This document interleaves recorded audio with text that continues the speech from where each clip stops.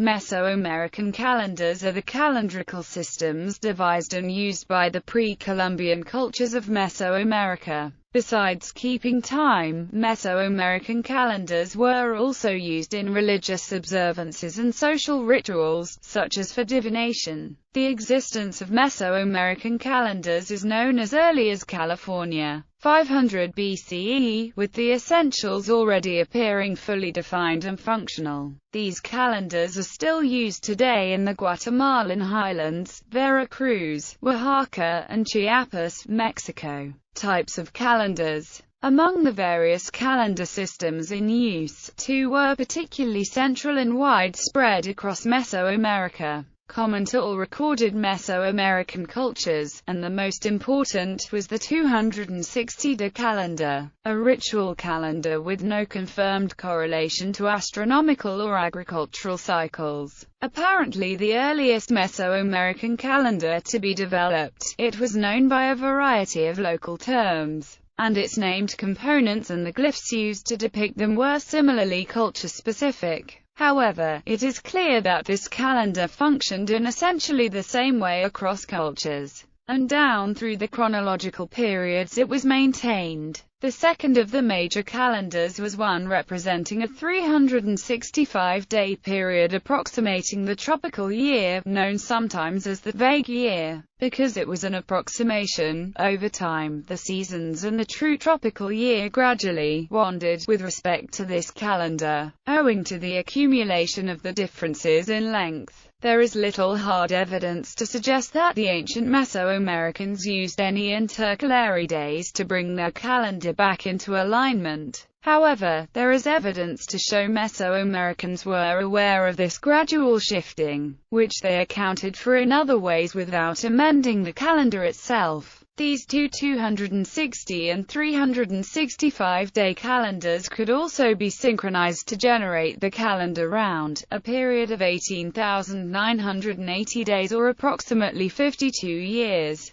The completion and observance of this calendar round sequence was of ritual significance to a number of Mesoamerican cultures. A third major calendar form known as the long count is found in the inscriptions of several Mesoamerican cultures, most famously those of the Maya civilization, who developed it to its fullest extent during the Classic period. The long count provided the ability to uniquely identify days over a much longer period of time. By combining a sequence of day counts or cycles of increasing length, calculated or set from a particular date in the mythical past. Most commonly, 5 such higher-order cycles in a modified vigesimal count were used. The use of Mesoamerican calendrics is one of the cultural traits that Paul Kirchhoff used in his original formulation to define Mesoamerica as a culture or area. Therefore, the use of Mesoamerican calendars is specific to Mesoamerica and is not found outside its boundaries. Ritual 260-day calendar. In the 260-day cycle, 20-day named pairs with 13-day numbers, totaling a cycle of 260 days. This cycle was used for divination purposes to foretell lucky and unlucky days. The date of birth was also used to give names to both humans and gods in many Mesoamerican cultures. Some cultures used only the calendar name, whereas others combined it with a given name. Each day sign was presided over by a god, and many had associations with specific natural phenomena. History. The exact origin of the 260-day count is not known, but there are several theories. The numbers multiplied together equal 260. Another theory is that the 260-day period came from the length of human pregnancy. This is close to the average number of days between the first missed menstrual period and birth. Unlike Nagel's rule, which is 40 weeks between the last menstrual period and birth,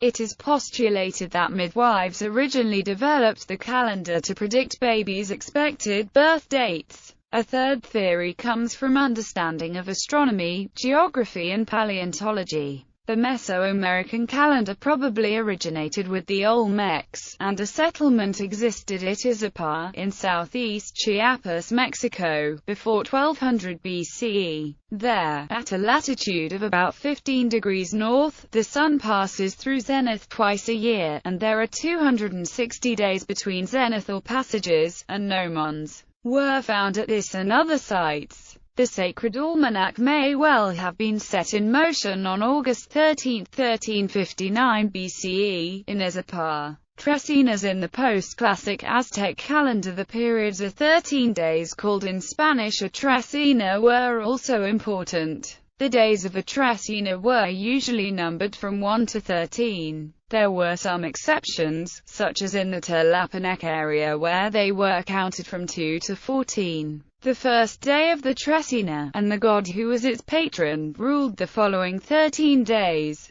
If the first day of a tresina was auspicious, then so were the next 12 days. 365-day calendar. This 365-day calendar was divided into 18 months of 20 days each, plus 5 nameless days at the end of the year. The 365-day year had no leap year, so it varied from the solar year by a quarter of a day each year. The years were given their name in much the same way as the days of the 260-day calendar. 20 names were paired with 13 numbers, giving 52 different possibilities for year names. Veintinas. In the post-classic Aztec calendar, the 20 days, called veintinas in Spanish and Metzli, meaning moon in Nahuatl, were also important. The 5 unlucky days. The 5 unlucky days were called Nemontimi in Mexico. Most believe them to have come at the end of each year, but since we do not know when the year started, we cannot know for sure. We do know, though, that in the Maya area, these 5 days were always the very last days of the year. The Nemontimi were seen as the useless days, or the days that were dedicated to no gods, and they had prognostic power for the coming year. Therefore, people tried to do as little as possible on these days, and a person who was born during the Nemontimi was considered unlucky. Calendar round. Since both the 260-day and the 360-day calendar repeat, approximately every 52 years they reach a common end, and a new calendar round begins. This 52-year cycle was the most important for most Mesoamericans, with the apparent exception of the Maya elite until the end of the Classic era, who gave equal importance to the Mesoamerican long count calendar. According to their mythology, at the end of one of these 52-year cycles the world would be destroyed by the gods, as it had been 3 times in the Popol Vuh and 4 times for the Aztecs. While waiting for this to happen, all fire was extinguished, house utensils were destroyed in the houses to symbolize new beginnings. People fasted and rituals were carried out. This was known as the New Fire Ceremony. When dawn broke the first day of the new cycle, torches were lit in the temples and brought out to light new fires everywhere, and ceremonies of thanksgiving were performed. Religion and calendrics. Lords of the Day. In the post-classic Aztec calendar, there were 13 Lords of the Day. These were gods who each represented one of the 13 days in the tresinas of the 260-day calendar. The same god always represented the same day. Calcahuatl, for example, always accompanied the 9th day. Lords of the Night. There are only 9 Lords of the Night, which means that they cannot always represent the same day. But the list of gods repeats itself again and again, so each lord accompanies a new number each tresina. Some think that there are 9 Lords of the Night because they are connected to the 9 levels of the underworld. Long count. The 365-day and the 260-day calendars identified and named the days, but not the years. The combination of a solar year date and the 260-year date was enough to identify a specific date to most people's satisfaction, as such a combination did not occur again for another 52 years, above general life expectancy. To measure dates over periods longer than 52 years, the Mesoamericans devised the long count calendar. This calendar system was probably developed by the Olmecs and later adopted by the Maya. The use of the long count is best attested among the classic Maya. It is not known to have been used by the central Mexican cultures. The long count calendar identifies a date by counting the number of days from August 11th. 3114 BCE in the proleptic Gregorian calendar or September 6, 3114 BCE in the Julian calendar. Rather than using a base 10 scheme, like Western numbering, the long count days were tallied in a modified base 20 scheme. Thus 0.0.0.1.5 is equal to 25, and 0.0.0.2.0 is equal to 40. Correlations. Long count. The correlation is based on historical, archaeological, and astronomical evidence. The commonly established way of expressing the correlation between the Maya calendar and the Western calendars is to provide number of days from the start of the Julian period to the start of creation on 13.0.0.0.04 AD or 8 Kumu. The most commonly accepted correlation is the Goodman-Martinez-Thompson correlation. The GMT correlation establishes that the creation date occurred on September 6 or August 11, 3114 BC, Julian day number 584,283. Maya calendar. The Maya version of the 260-day calendar is commonly known to scholars as the Zocan, or Zocan in the revised orthography of the Academia de Lenguas Mayas de Guatemala. The Zocan is combined with the 365-day calendar to form a synchronized cycle lasting for 52 harbs, called the calendar round.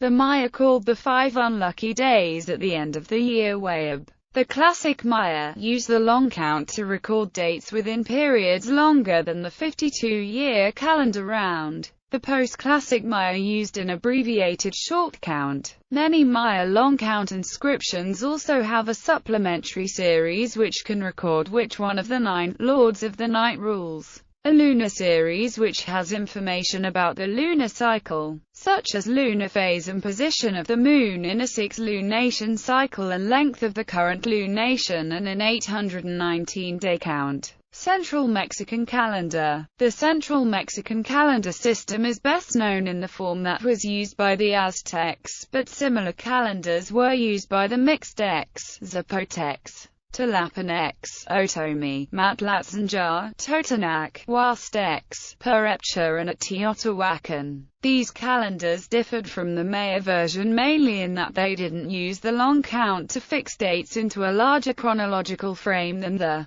52-year cycle. The Aztecs referred to the 365 and 260-day cycles as Ziapouli and Tonalpouli respectively. The veintena was called Metzli, and the 5 unlucky days at the end of the solar year were called Nemontami. Other calendar cycles were also recorded, such as a lunar calendar, as well as the cycles of other astronomical objects, most importantly Venus.